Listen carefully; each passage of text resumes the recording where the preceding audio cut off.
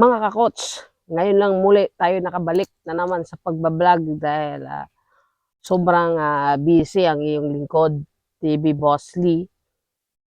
Kumusta? Kumustahin ko ang lahat ng mga OFW kung saan sulok man kayo ngayon naroon. Sana'y nasa mabuti po tayong kalagayan at malayo sa kapahamakan. Palagi po akong nagdadasal na tayong lahat ay walay sakit. Yun ba? Kaya importante na malusog, labi na layo sa pamilya, no? Homesick sigurado ang abot natin, no? Sa Luzon, Visayas at sa Mindanao na patuloy na nga nagsuporta sa ating channel, ha? Sana'y patnubayan pa tayo ng kapangyarihan na malakas galing sa kay Master. Ayan. Pray, dasal lang po tayo na yung ating mga dreams, ating mga goal, makukuha natin. Magtiwala lang ta sa ating sarili. Yun ang pinaka-importante. So wala po tayong ibang isi-share kundi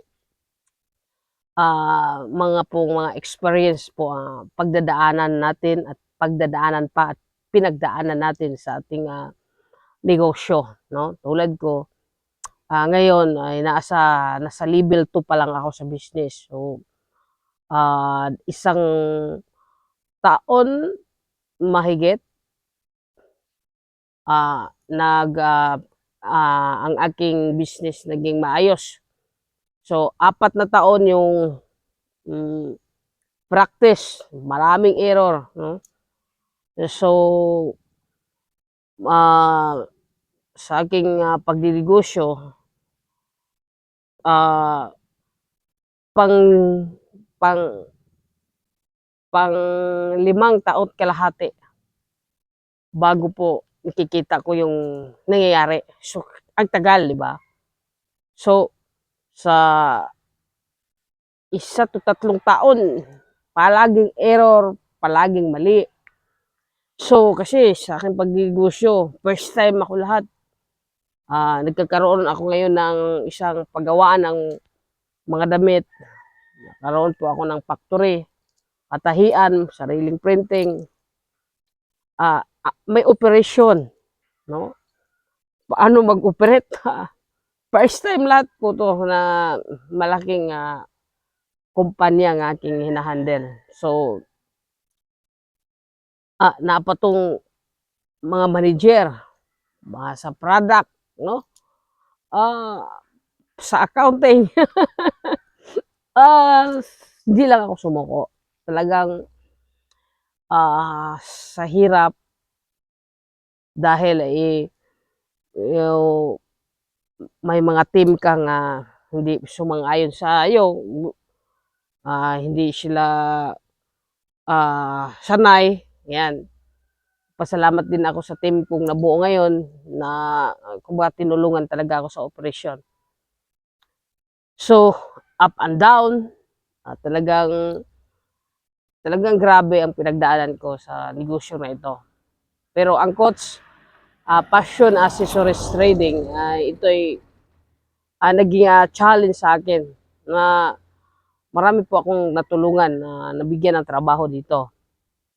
So, tiyaga, masakit dahil yung utak mo ay hindi titigil na solusyonan ang problema. Yun.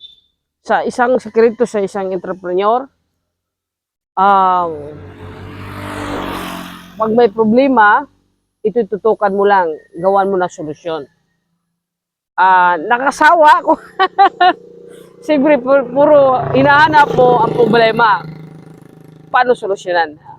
Para sa akin, baguhang entrepreneur, di ko nga alam nga, ito na pala yung nagawa ko. Gusto kong mag-negative, gusto kong, napagod na rin ako. Pero, pag makita mo yung ito na pala yung narating ko, nagkakaroon na pala ako ng isang factory. Nagkakaroon na pala ako ng maraming showroom, mga tindahan. Marami na pala akong empleyado. So, kung iiwan ko ito, magugutom ang 100 plus na empleyado ko. Yun naisip ko. Paano na sila? So, sa level to, marami pong mga investor na gustong magkapital, no? So, ako bilang isang entrepreneur, ah, ako po yung nagpapatakbo sa kanilang pera. Pero dahil ay kunti lang po yung contract na ating binigay sa kanila dahil sa umpisa ay talagang excited ka pang magtatrabaho, so excited ka kumita. So minsan minsan mababa lang yung contract na binigay ko sa kanila kasi pag humina talagang ibabalik ko sa kanila ang kapital.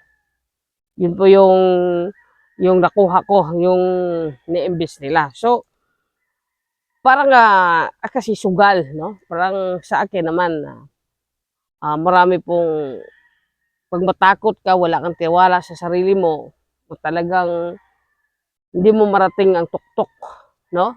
Importante na mag kaya mo 'yan, pagkatiwalaan sa sarili mo. Ako wala po akong ibang pinapaniwalaan, pinagkatiwalaan sarili ko lang. So ako'y naghahanap ng magiging mentor ko at wala po akong mentor na talagang kinakausap ko dahil dito sa aming lugar wala po akong maging nakaibigan ng mga negosyante pa, no? Kasi tutok po, naka-focus po ako sa aking ginagawa. So, minsan lang ako makalabas. So, ang nagiging mentor ko mga libro, books, pa iba-ibang books about sa entrepreneur. So, ah motivation na sa mga social media platform, sa YouTube, sa Facebook, doon po mga ah, pre na mga yung mga entrepreneur nga nag-share sa kanilang mga ginagawa. So, doon po ako kumukuha, humuhugot. Mabilis lang kasi nung gusto mo talagang matuto. Importante, bibili ka talaga ng yung sarili mo, payamanin mo sa mga skills mo. Kailangan maging motivation palagi yung sarili mo. Kailangan na may mga bagong gagawin mo. Kailangan na hindi ka tatamarin sa pagmagbasa. Yun, bilang baguhan ng entrepreneur, mahirap, masakit, umiyak ka dahil napakahirap po ang solusyonan itong problema to. Pagkatapos mo ito'y masolusyonan, ito'y nakakatuwa dahil masaya ka dahil nasolusyonan mo yung problemang napakahirap. So, bilang isang negosyante, mahaba ang pasensya mo. Yun pinaka-importante at hindi ka mag-expect na kumita ka kaagad. Pag magnegosyo ka ngayon, bukas kumita ka, hindi. Taon ang bubunuin mo. Dapat maintindihan nyo yan, mga negosyante nga taon.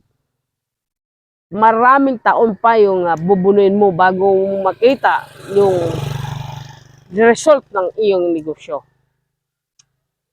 Ayan, so kailangan na matuto po tayo sa taon na yon. Kung anong mga failure na pinagdaanan natin.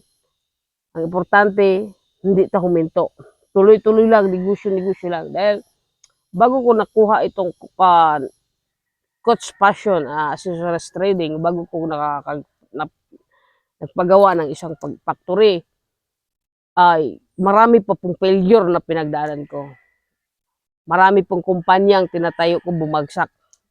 Una, mga linding. Tayo ng linding, bumagsak. Nagbibenta po tayo ng mga gadget sa mall. Bukuha po tayo ng mga store, bumagsak. Iba-iba na lang po yung nating negosyo na napasok natin. Talagang mahirapan po tayo talaga. Pero ito ngayon, na hindi lang ako tumigil, sige lang, hindi ko maakalain na makarating po ako sa ganitong itong business. Damit, no? Sarili po tayong paggawaan, patahian, may sarili po tayong printing, na tayo din nagpiprint sa damit natin. Mayroon po tayong tindahan, at may mga sinusuplayan po tayo sa ating mga damit, abroad o local, sa sportwear, tayo po nagtatahi na dito ng mga ginagamit na sa basketball. Noon masaya po ako, grabe. Nakakatuwa sa puso ko na maglalaro po ng basketball ang mga players dito. Suot po yung coach product. Pero sarili kong tahi, sarili kong friend. Parang lumuluha ka sa saya dahil nakita mo yung mamasyal ka sa Dipolog, sa aming bayan, nakasuot po sila ng coach. Parang yung hindi mo mabayaran ng kasiyahan ng nangyari sa buhay mo. No? Oo, sa una, talagang luluha ka. Masaktan ka muna, durugin ka mo muna sakit kasi marami pong mawawala sa'yo. Wala pong magtiwala sa'yo. Ang mga pamilya, sino po silang pamilya mo o na malapit sa'yo, una po yung kukontra sa gusto mo gawin. So, hayaan mo muna sila na medyo mag-business ka sa malayo. Kasi darating oras, sila na kusang lalapit sa'yo pag makikita nilang nag-success ka. Hindi dahil kinontra ka nila dahil wala silang tiwala sa'yo. Kinontra ka nila dahil minsan naawa sila sa'yo na maubos lang pera mo, magpagod ka lang, walang mangyayari sa'yo. Ayan, minsan, wala din tiwala sa'yo. Ayan, so, advice ko sa mga entrepreneur, masakit, mahirap, hindi titigil na maghanap ng mga bago.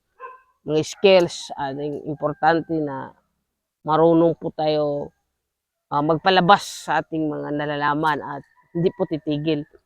Years po ang bubunuin natin. So, paghandaan natin ang years.